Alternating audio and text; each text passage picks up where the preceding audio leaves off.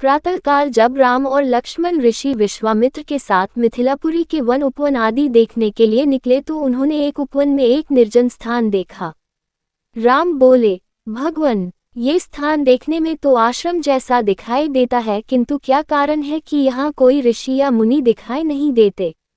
विश्वामित्र जी ने बताया, ये स्थान कभी महात्मा गौतम का आश्रम था। वे अपनी पत्नी अहिल्या के साथ यहाँ रहकर तपस्या करते थे। एक दिन जब गौतम ऋषि आश्रम के बाहर गए हुए थे तो उनकी अनुपस्थिति में इंद्र ने गौतम के वेश में आकर अहिल्या से प्रणय याचना की। यद्यपि अहिल्या ने इंद्र को पहचान लिया था तो भी यह विचार करके कि मैं इतनी सुंदर हूँ कि देवराज इंद्र स्वयं मुझसे प्रणय याचना कर रहे हैं, अपनी स्वीकृति दे दी।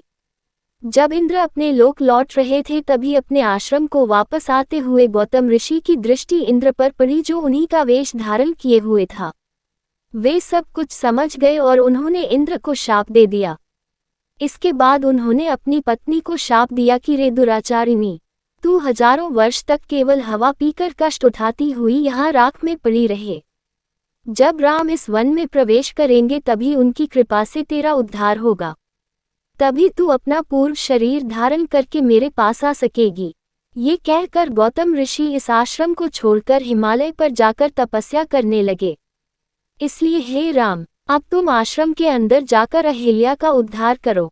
विश्वामित्र जी की बात सुनकर वे दोनों भाई आश्रम के भीतर प्रविष्ट हुए। वहां तपस्या में निरत अहिल्या कहीं दिखाई नहीं दे रही थी, केवल उसका तेज संपूर्ण वातावरण में व्याप्त हो रहा था। जब अहिल्या की दृष्टि राम पर पड़ी तो उनके पवित्र दर्शन पाकर एक बार फिर सुंदर नारी के रूप में दिखाई देने लगी। नारी रूप में अहिल्या को सम्मुख पाकर राम और लक्ष्मण ने श्रद्धापूर्वक उनके चरण स्पर्श किए। उससे उचित आदर सत्कार ग्रहण कर वे मुनराज के साथ पुनः मिथिलापुरी को लौट आए।